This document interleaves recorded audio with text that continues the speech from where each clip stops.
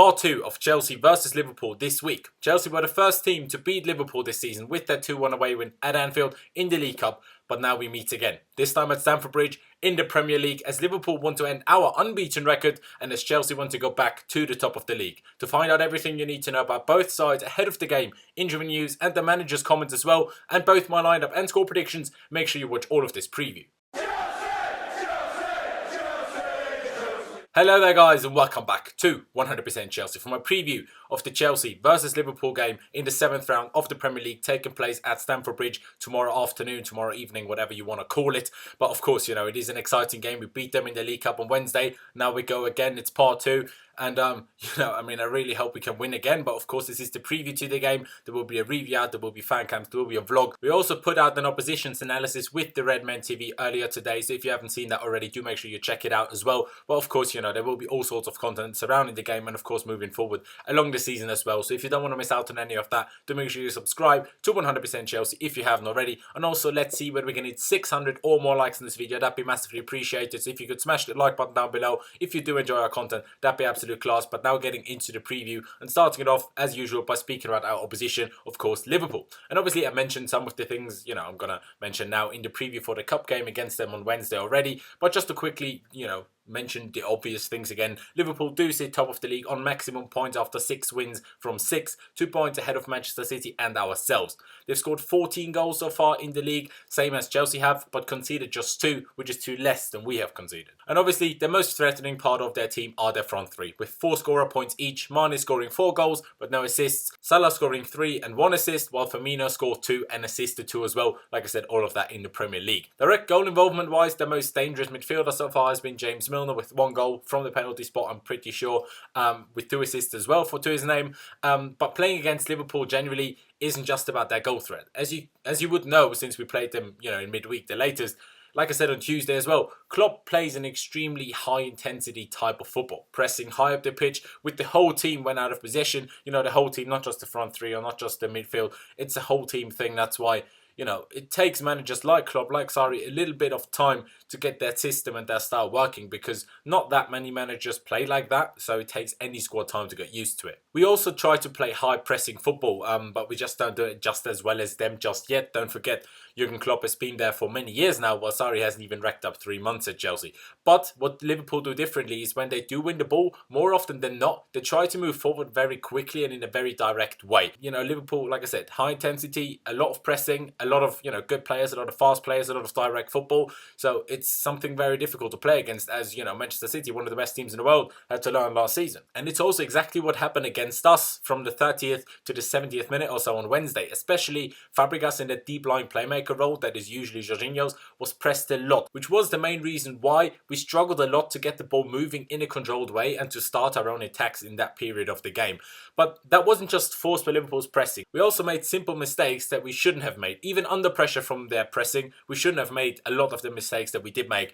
And, you know, of course, that can still be improved on. But I do still expect Liverpool to try the same thing tomorrow against Jorginho that they did with Fabregas, trying to press him, obviously to make it as difficult as possible for him to basically lead the game, dictate the game, and you know, to just be in charge of whatever we do, in all honesty, which he usually is. They might not try that for 90 minutes because it's very tiring, but they will try. Jorginho, though, compared to Fabregas, is first of all quicker, you know, which is a big thing, but also fitter, simply because Fabregas hasn't started a game in over 6 weeks, and, well, was injured for over 6 weeks, while, you know, Jorginho did pre-season, and obviously played all of the games so far, basically, except, yeah, well, on Wednesday. So, that obviously makes a big difference, but also Jorginho is used to playing in that position, whilst Fabregas played there for the first time basically in his career, if you could almost say, except when he came on against PAOK and in some friendlies, I suppose. And also, Liverpool certainly wouldn't be the first team to try and take him out of the game that way by pressing him. You know, that a lot of teams tried that against him in the Serie A, and still he had an incredible season at Napoli, especially last season, but also the season before that. So, you know, he is used to that. Of course, Liverpool could be better at that than most of, or all of the Serie A teams, but still he's more used to it than Fabregas is, so I hope that he can cope with it better and, you know, will not crumble under it as much as Fabregas did for at least some periods of the second half especially. Klopp earlier in his press conference did reveal that it's not certain whether Virgil van Dijk will be fit in time to face us tomorrow, as he said that the player has not trained with the team just yet. If he is fit and can play, he will play, But if not, someone else will have to play, is what Klopp said basically. But he did confirm that both Alexander-Arnold and Gini Wijnaldum are both fit to play. A lot of people gone about Liverpool playing their B team. Some people even commented on my video saying it was their C team. Liverpool made 8 changes on Wednesday compared to last weekend, in the Premier League. And I expect them to do the same thing. But ourselves, we made 8 changes as well. But obviously, Mo Salah, Firmino, they will start. Robertson and Alisson will as well. Quite possibly Wijnaldum now that he's back fit. But then it's also a question, who else will start in midfield with him in the 4-3-3 formation that I expect them to go with. For me, Liverpool alongside Manchester City are the best team the toughest team we can face in England. For me, their best, Liverpool's best, isn't as good as Manchester City's best. But, that could be wrong. That's just my opinion. Either way, the game tomorrow will be extremely difficult. And I also think that it will be pretty different in quite a few ways compared to the game on Wednesday. But yeah, that's really it about Liverpool, and now getting into Maurizio Sarri's pre-match press conference ahead of tomorrow's game. And to start things off, he was basically asked about Hazard being rated and spoken about as one of the best, if not the best player in the world at the moment. And Sarri said maybe he is. I'm absolutely convinced that he can still improve. If he improves during training, maybe he will be able to use himself at 100%. I think we have only seen 70 to 80% of his potential. If he is able to make that improvement, he will be the best in the world. Obviously, the journalists were quite a bit, alright, well, what are you saying? Are you criticising him in training basically? But then Sarri just said that he wants Hazard to show more intensity in training, and basically if he does that, then he can win the Ballon d'Or. And Sarri said he's a genius and he thinks he's unique. He's not even comparable to any other player. But, he said, of course, every player prefers to play games compared to training. Like, everyone does that. But Hazard needs more continuity in the physical and mental point of view. And, he has the opportunity to improve more. And like I said already, Sarri said that he can be the best in the world. On his own mission, on Sarri's mission to make Hazard the best player in the world, Sarri said that it is an interesting challenge. He has a lot to give to himself, the team and the staff. And I want everything. When he said he was talking about Hazard, so Hazard has a lot to give, to himself, the team and the staff, and Sarri wants to see everything from him. Sarri then also went on to praise both Cesc Fabregas and Gary Cahill's performance on Wednesday, especially after not playing a full game in a very, very long time for the both of them. And he doesn't yet know, or he doesn't know at the moment, whether they're both ready to play, or either of them is ready to play twice a week just yet. But he said they will definitely be very useful for us this season. On Cahill possibly leaving in January, which has obviously been talked about for the last week or so, Sarri said that January is far away right now, and he has spoken to Cahill about it, but basically the player just has to wait, and also we have to wait. But Sarri did repeat that he was very happy with him on Wednesday and that he will be very important for us. And then obviously the biggest question was basically asked about the fitness situations of number of players, starting off with Rüdiger. And Sarri said that he doesn't yet know whether Rüdiger will be fit. He did train for the second part of yesterday's session, but we still have to wait and see how he's feeling basically, and how he does in the last training session. But the boss does think that there is a chance that Rüdiger will recover in time, and it's basically the same situation for both Pedro and Loftus-Cheek. Both of them also did the second part of yesterday's training session, basically said that they're all nearly ready. Sarri then also confirmed what came out after the Liverpool game, or the next day or whatever it was, basically that Christensen didn't come off for Luiz due to being injured, but because he felt ill. It wasn't just a tactical thing, like, he probably wouldn't have taken him off otherwise. But yeah, Christensen felt ill, apparently even threw up at half time, even though that wasn't confirmed by Sarri. But he felt ill, had some stomach issues, that's why he was taken off. But according to Sarri, he's much better now, basically he's fine now. But yeah, that's really it for the press conference. It wasn't that long today. And now coming to Chelsea. Like I said earlier, Liverpool made 8 changes on Wednesday compared to the previous league game. And like I also said, so did we. And I do expect most of, if not all of the team that started against West Ham to start again tomorrow. Most of it, let's say, not all of it. Obviously, it will be Kepa Arrizabalaga, he will be back in goal. Azpilicueta and Alonso, I expect, will be the 2 fullbacks. David Luiz will certainly be one of the centre-backs. But the question is, who will be the other centre-back if Rüdiger isn't fit in time? If Rüdiger is fit in time, he'll start, no question about it. But what if not? Will it be Cahill, who had a very good game on Wednesday, I thought? I think everyone can agree on that. Sarri praised him as well. But of course, he said he doesn't know whether he can play twice a week, basically twice in 3 days.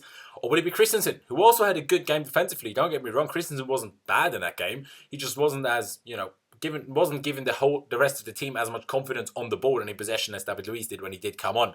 But defensively, Christensen was good. Maybe a bit nervous on the ball here and there, and obviously made a huge mistake. But obviously, we still have to be fair to him. He did feel ill, so you all have to put that into perspective. When you're not feeling well, you can't really compare it to being at 100%. Now, for me, if Rüdiger isn't fit, I think Christensen, because he has a little bit more pace than Gary Cahill, I think it should be him that starts. Cahill, whose biggest strength is his ability in the air, and with Liverpool's striker being Roberto Firmino, I don't see that as something that we need all that much. Although, of course, defending set pieces against the likes of Lovren, Matip, Gomez, or Van Dijk, if he is fit, Cahill could be helpful and very useful, but generally, because of the pace advantage that I think Christensen has over Cahill and their front three, I'd probably give Christensen the nudge. But to be honest, I just hope that Rüdiger is fit because, pace-wise, he's on a different level to both of them. And, we saw what Rüdiger did to Salah in the league game last season. That was incredible. So, I really hope that Rüdiger is fit. I think he's crucial. Then coming to the midfield, I am convinced that it will be Jorginho, Conte and Kovacic.